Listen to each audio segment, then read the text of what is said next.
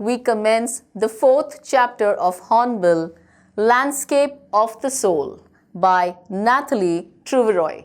Now, just as the name suggests, it's landscape of the soul. It's really deep, really intense, and really mesmerizing. Let's go for it. Let's know about the author before we move on.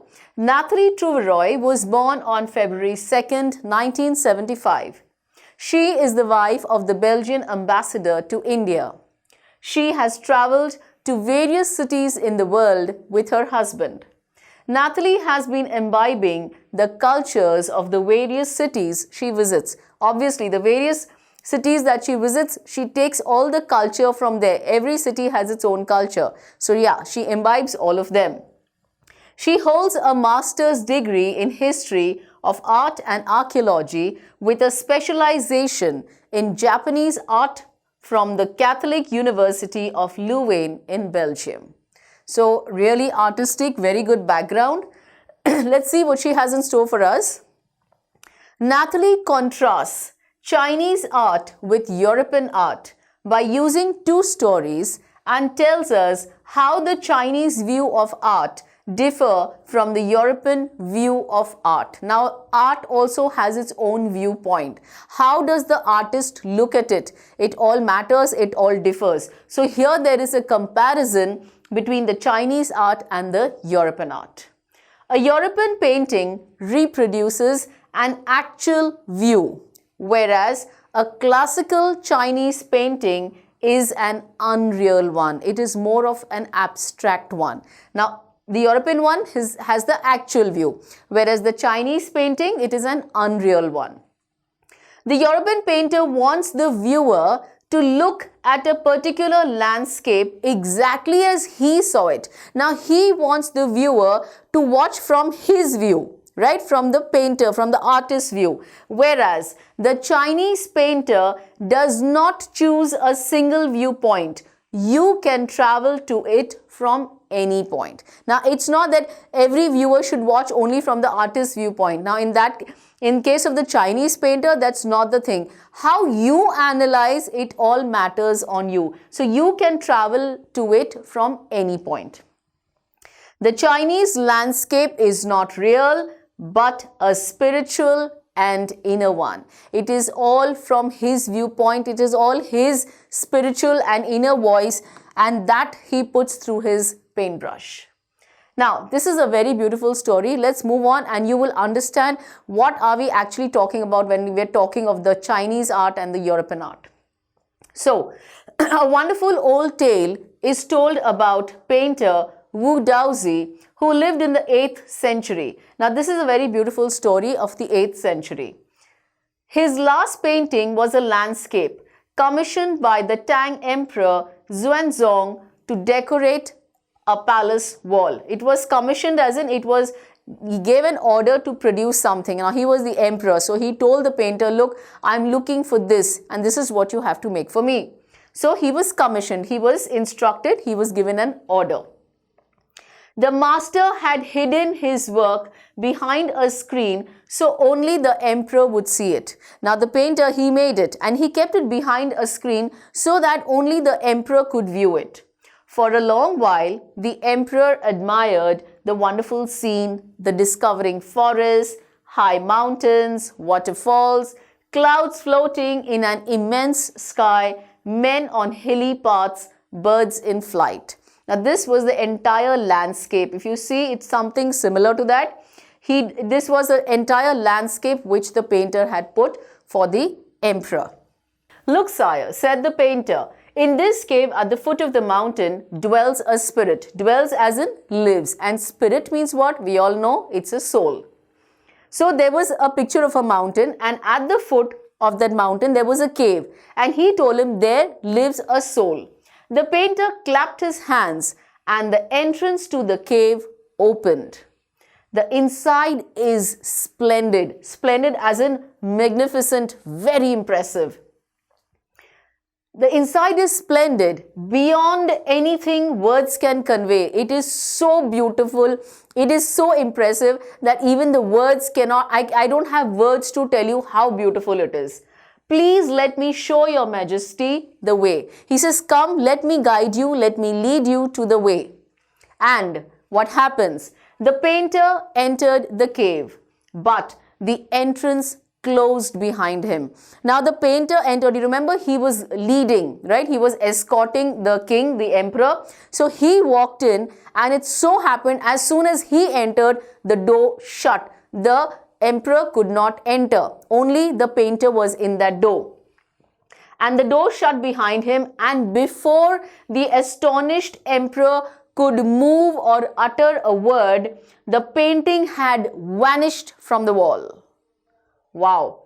So before the astonished emperor, the emperor was shocked, surprised. He said, what happened? Why did the door close? And before he could even move or before he could even say anything, the painting had vanished from the wall. It had disappeared. The entire painting along with the painter was gone. Not a trace of Wu Daozi's brush was left. Here he says not a trace, as in not even the smallest bit. He totally disappeared. And the artist was never seen again in this world. He never ever came across.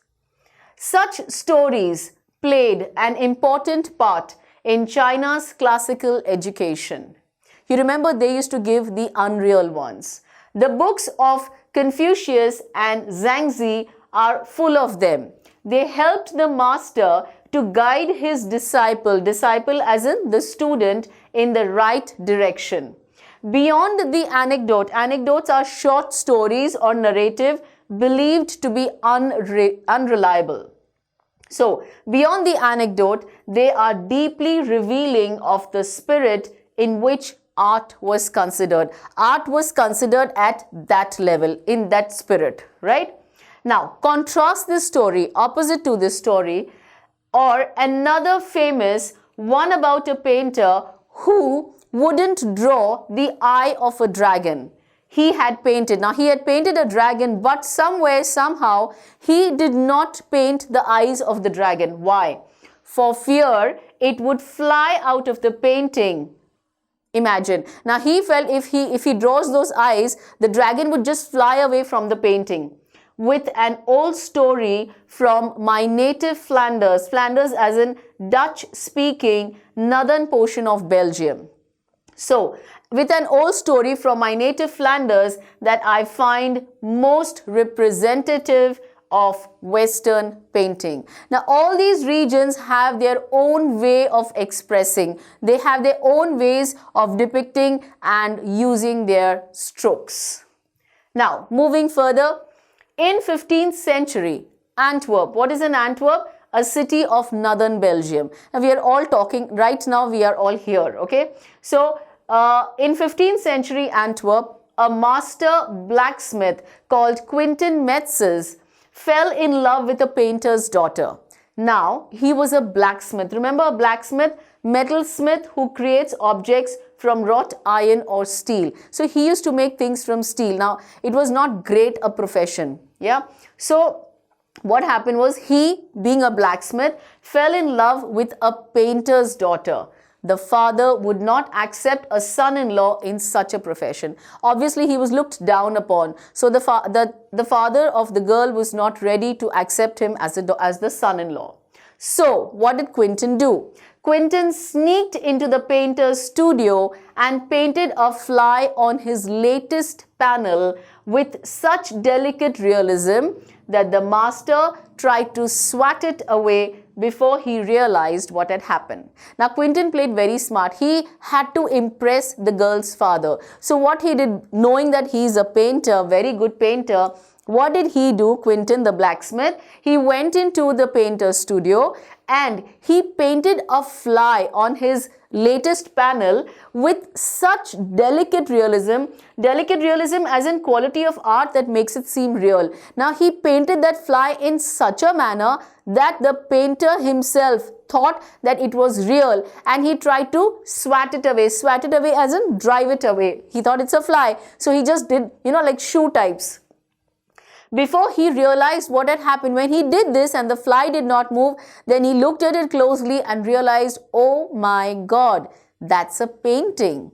So yes, Quentin was immediately admitted as an apprentice into his studio. Apprentice as in as a trainee, as a learner. So now he could get guidance from him. He married his beloved and went on to become one of the most famous painters of his age. These two stories illustrate, they show, they explain something through examples what each form of art is trying to achieve. A perfect illusionistic likeness in Europe, which means illusion which resembles something. It is close to something, the way it resembles, it appears to be like that. The essence of inner life and spirit in Asia. Now, these two stories are telling you all about it, right? So, if you see the difference between the Chinese and the European art, here you have it. It really illustrates what they are trying to say. Now, in the Chinese story, the emperor commissions a painting and appreciates its outer appearance, but the artist reveals to him the true meaning of his work. Now, here what happened in the Chinese one, you remember the cave story where the painter disappeared?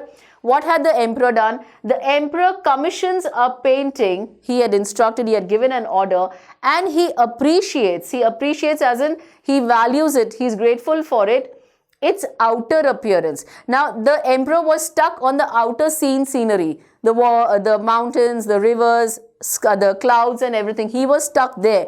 But the artist reveals to him the true meaning of his work. The artist revealed to him the true meaning. That's the reason he literally entered that cave and disappeared. Whereas the emperor may rule over the territory he has conquered, whatever he has won over or taken control of, but only the artist knows the way within. Now, the king may be really great. He may have conquered, he must have ruled over the territory, he must have conquered and ruled, but to get through it, only an artist knows. Let me show the way. The Tao, a word that means both the path or the method and the mysterious works of the universe. He says, let me show the way. The Tao. They are a word that means both the path or the method and the mysterious works of the universe. The painting is gone, but the artist has reached his goal beyond any material appearance, beyond any worldly. He has just disappeared. He is not into this materialistic world. That's how he went beyond it. That's deep art, that's intense, that actually gives you the true meaning of his work. A classical Chinese landscape is not meant to reproduce an actual view, as would a Western figurative painting. What do you mean by this? Now, a landscape, we all know it's a painting representing all the visible features of the land. Like we had the Chinese paint, it was all a landscape. It is not meant to reproduce an actual view. It is not that because that is there, whatever is there in real, they are putting it on paint. No, it does not represent the actual view as would a Western figurative painting. Now here it is an illusion created which resembles something. In this case, a Western one would have seen something and put it on there, right? That's the difference between the two arts. Whereas the European painter wants you to borrow his eyes and look at a particular landscape exactly as he saw it. Now, if I have painted, I am the European painter, I want you to see it from my eyes, through my eyes. The way I look at it, the way I have observed it, I want you to see it that way. That's how it was for the European painter. From a specific angle, the Chinese painter does not choose a single viewpoint. He does not use a single point of view. He does not say only look at it from my viewpoint. In the case of the Chinese, now you're seeing the differences between the two arts. It's very clearly given out here. His landscape, the Chinese landscape, is not a real one and you can enter it from any point. Then travel in it. The artist creates a path for your eyes to travel up and down, then back again in a leisurely movement. He says you're free. You enter from wherever you want. You start looking at it from wherever you want. You look, you come back, you travel up, you travel down, be it any direction. Do that in a leisurely movement, in a very relaxed mood. Watch it nicely. Now that's what the Chinese painter wants to show. So you see, this page has very clearly shown you the difference between the two arts. This is even more true in the case of the horizontal scroll as in a roll of parchment or paper, in which the action of slowly opening one section of the painting, then rolling it up to move on to the other, adds a dimension of time, as in a perspective, an aspect of time, which is unknown in any other form of painting. Now here they are even telling you more about it, more about the Chinese art. What they do is, when they have this horizontal scroll, okay, this parchment of paper, in which the action of slowly moving one section of the painting, then rolling it up to the other, adds a dimension, it adds an aspect of time which is unknown in any other form of painting. It also requires the active participation of the viewer, who decides at what pace he will travel through the painting. Now he says, the one who is watching, the viewer, right? He says it requires active participation of the viewer. Even the viewer has to equally participate and decide at what pace, as in at what speed, he will travel through the painting, how slowly or how fast he would go through that painting. A participation which is physical as well as mental. Quite often when we come across paintings, we just look at it. We just look. We don't really observe. Yeah, we don't watch it with full focus, with full attention. Like physically and mentally, you have to be with that picture. Quite often we don't do whatever we do 100%. You know, mentally we are elsewhere and physically we are here. So right now, to what I can ask you is, and I want to tell you is, I hope you are there with me physically and mentally. Yes, let's move on. So this is what he meant. He says it should be, the participation should be both. Physically you're actually looking at it, as well as mentally you're there with me. The Chinese painter does not want you to borrow his eyes. He wants you to enter his mind. He says, don't look at it from my viewpoint, but look at what I am thinking behind it. What is the thing? What is the thought behind that painting? The landscape is an inner one, a spiritual and conceptual space. Conceptual space as in relation with an abstract representation. Now this whole thing that we just spoke about is all about the Chinese art form. What do they actually want to depict, and how do they actually want the viewer to observe their painting? This concept is expressed as shanshui, literally mountain water, which used together represent the word landscape. Now this is what it means. It means, we've all heard of this word shanshui. We've heard of these lucky charms, these good luck things, you know, which come from China. So here they're talking literally, it means mountain water, and which used together, it represents the word landscape. More than two elements of an image, these represent two complementary poles. What are the complementary meaning? Combining such that they emphasize each other. They complement each other, they complete each other. They are incomplete without each other, in short. So again, more than two elements of an image, these represent two complementary poles reflecting the Taoist view of the universe. Now that's his view, the painter's view. Now this is, it's reflecting his view, how they complement each other. That's how you can complete the entire universe. So you see, there are two complementary images, two complementary poles. The mountain is yang, reaching vertically towards heaven, stable, warm and dry in the sun, while the water is yin, horizontal and resting on the earth, fluid, moist and cool. Now do you see this? You have both the images, and both actually when come together complete the universe. So this is how he's telling you the yang and the yin. He's talking about the land and the water. The interaction of yin, the receptive feminine aspect of the universal energy. The receptive as in, he's talking about it can be stimulated, open to new ideas and suggestions. So he says the interaction of yin, the receptive, the yin is the receptive, it's always open for suggestions, feminine aspect of universal energy, and its counterpart yang. Counterpart as in something that corresponds to same function at a different place. Active and masculine is of course a fundamental notion of Taoism. What do you mean by fundamental notion? The basic, the necessary conception or the belief of the Chinese philosophy based on the writings of Lao Tzu.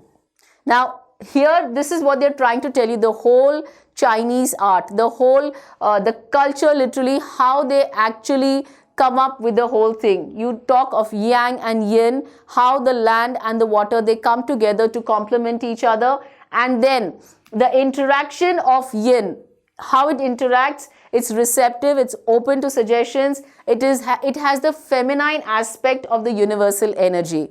Well, if I talk of the feminine aspect, do I say that yes, as females we are all very open to suggestions, right? We are very flexible for that matter, and its counterpart yang, which is active and masculine, is of course a fundamental, the necessary belief of the Chinese philosophy based on the writings of Lao Tzu. So beautifully put up for that matter. Now, what is often overlooked is an essential third element, the middle void, where their interaction takes place. Now, what do we overlook? What do we not see? What is something that we fail to notice, right? It is an essential third element. Now, yang and yin, we have the two elements. Now, talking about the third, what is that? It is the most essential, it is the most crucial, the most necessary third element, the middle void. Void is an emptiness or a gap. It's the emptiness between the two, where their interaction takes place. Now, the interaction that takes place between the yang and the yin, there is a third element, a very thin line, a very thin gap, which is emptiness. It's an empty space. This can be compared with the yogic practice of pranayama, breath in, retain, breath out. The suspension of breath is the void where meditation occurs. Get this really strong. It really is very technical, very meaningful. And what do you mean by that? That gap, that emptiness. This can be compared with the yogic practice of pranayama. I'm sure you are all aware of breathing in and breathing out technique. I'm sure you are all aware what is meditation, when you are deep in thoughts and you do nothing and you think nothing. In fact, people think that meditation, you have to concentrate, your thoughts have to be concentrated, you don't have to think this, you don't have to think about your friends and this and that. In fact, meditation is something which you don't have to do anything. Let the thoughts flow in and they flow out automatically. You are there with a peaceful mind. If you haven't ever tried it, go for it. Yes, so coming back, this is compared, that empty space is compared to the yogic practice of pranayama. The breathe in, you retain, as in you continue to keep or you maintain that. Then you breathe in, stop, hold the breath, then you breathe out. The suspension of breath, the temporary prevention from continuing, or the pause, that pause of breath is the void where meditation occurs. Now, where you pause that breath, when you breathe in and you pause, this is where meditation occurs. And it's very true, very well experienced, so I can tell you. The middle void is essential. Nothing can happen without it. Hence, the importance of the white unpainted space in Chinese landscape. Now here he says the middle void is very essential. It is important. That emptiness, that gap is definitely required. Nothing can happen without it. There's no possibility that anything can happen without it. Hence, the importance of the white unpainted space in Chinese landscape. Did you see this unpainted? There's a middle gap that you can see. There is an unpainted space over there where you can see both of them. This is what it's trying to tell you. This is the space in Chinese landscape. Yes? So very beautifully done.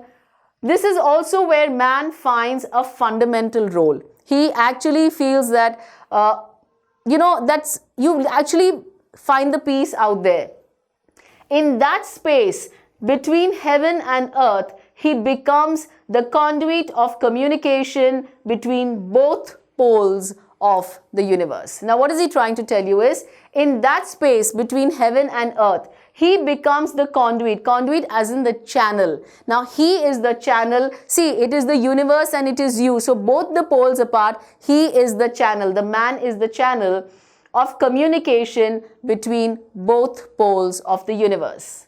His presence is essential. His as in the man's presence, his existence. It is very important. It is essential even if it's only suggested. Never mind if it's only suggested. Far from being lost or oppressed by the lofty peaks, even if it is, suppressed or, suppress someone using unjust authority. And the lofty peaks here, we are talking of the imposing height. Even if he is suppressed by these lofty peaks, yet he is very important. He is in Francois Cheng's wonderful expression. And what is that expression? That way of saying, making one's thoughts or feelings known. The eye of the landscape. That is the man. It's the man, his presence, and in his expression we call it as eye of the landscape, because he is the channel between heaven and earth. He is the one which actually connects. So it is so beautiful. If you see this picture, like it tells you a lot. That's the channel and that's man. Okay, he is between the two. Now looking at this, let's talk of getting inside outsider art. What do you mean by outsider art?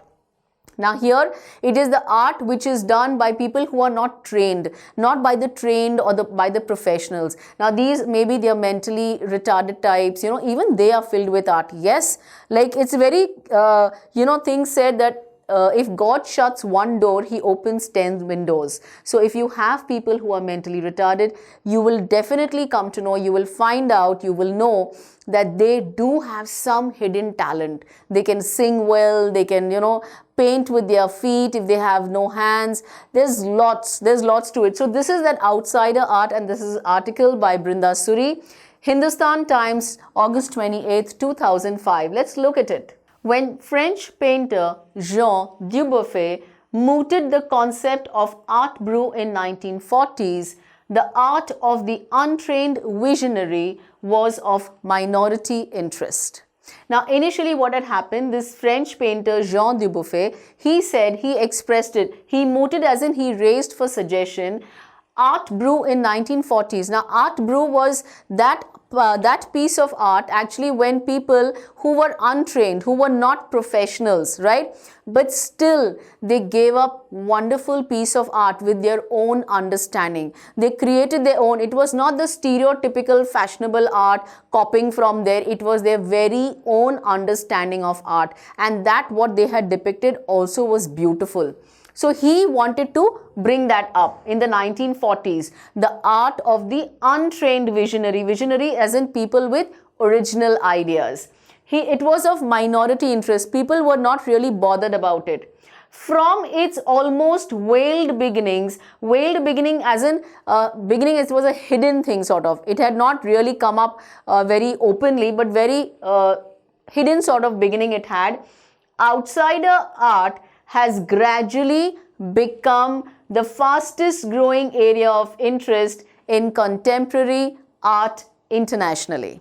So finally what happened, outsider art, that was the art like I told you, it is given by mentally ill people or the children, right? So it gradually became the fastest growing area of interest in contemporary, as in the following the modern ideas, contemporary art internationally. Then they started getting more recognizable, very much accepted, very much wanted. The discovery was amazing. This genre is described as the art of those who have no right to be artists, as they have received no formal training yet show talent and artistic insight. Now, this is the thing, that they've not received any formal training. Any formal training as in they've not gone through any degree courses, or they've not gone through any diploma courses. They have done it on their own. It's their very own talent, right?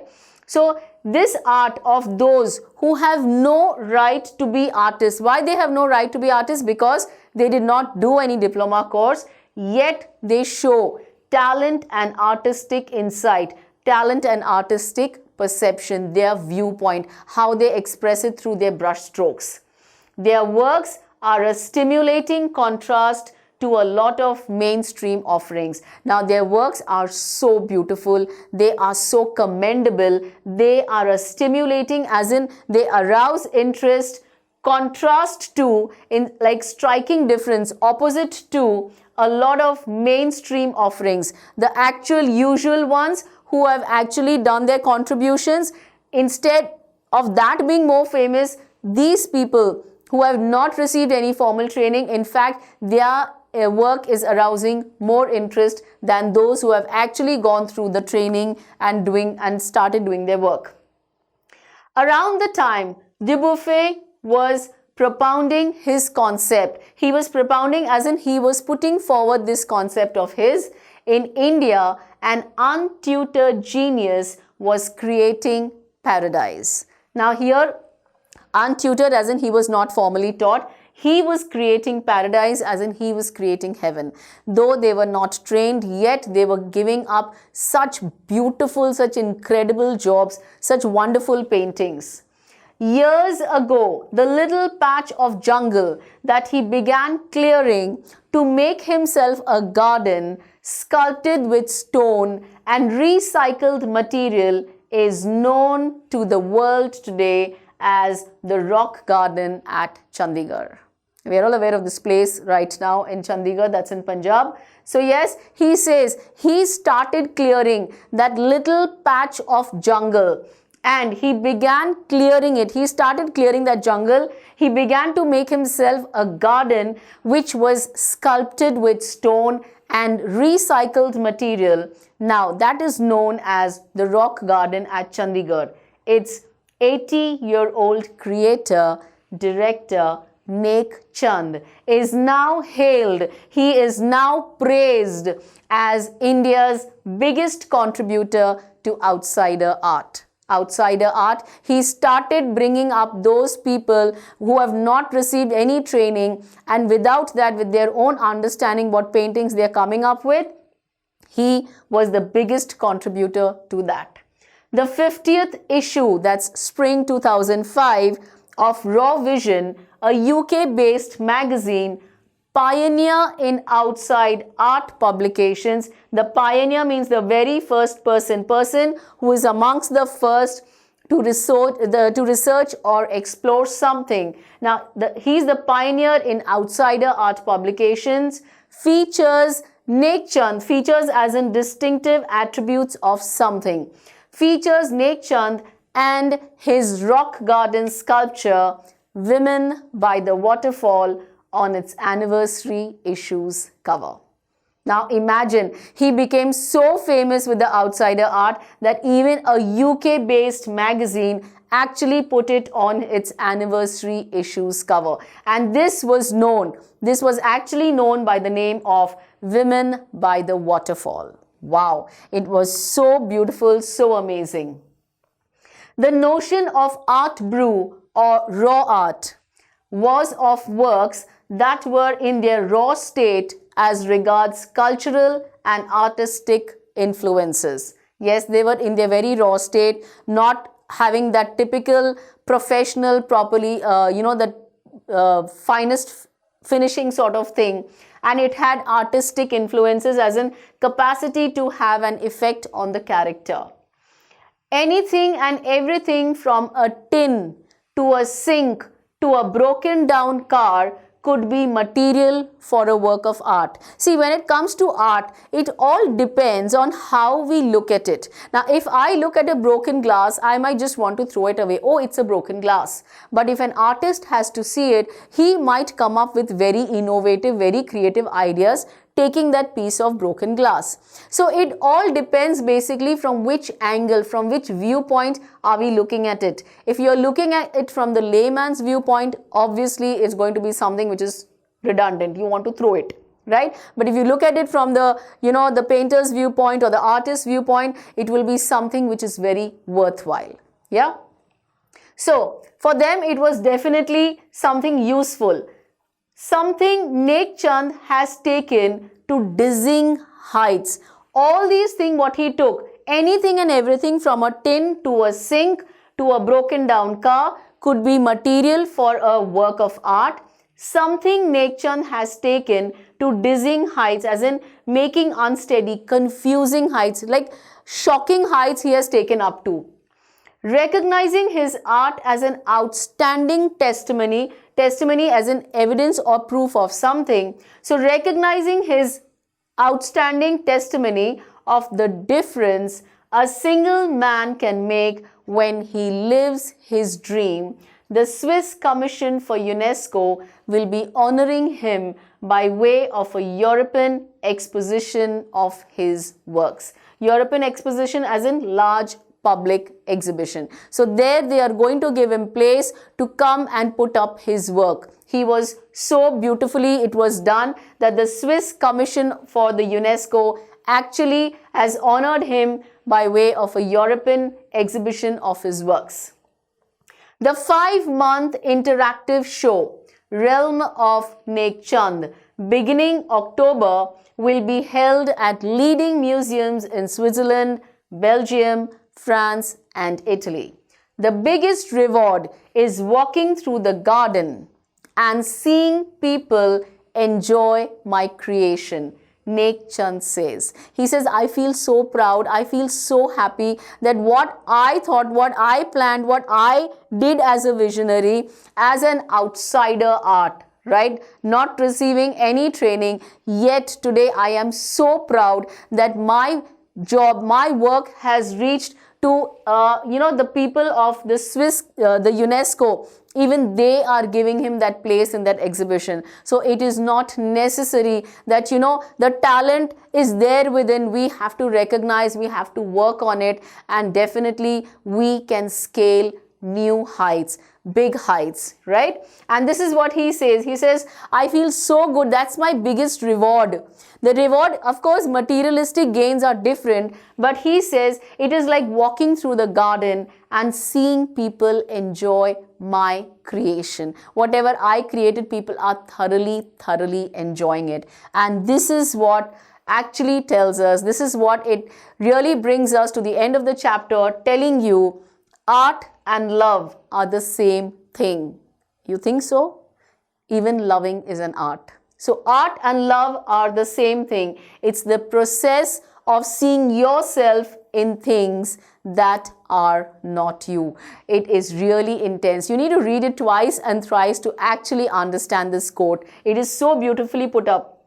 He says, I'll repeat it for you. Art and love are the same thing. How? It is the process of seeing yourself. You need to see yourself in things that are not you. I guess you got it, right? Nice, simple and clear, beautiful message. Really, if you look at the strokes of life, they are so beautiful, and I just hope all of you are really blessed with the brightest shades of life. And even if you belong to that outsider art category, just go for it. Don't think twice. And so, for the same, keep watching and keep learning.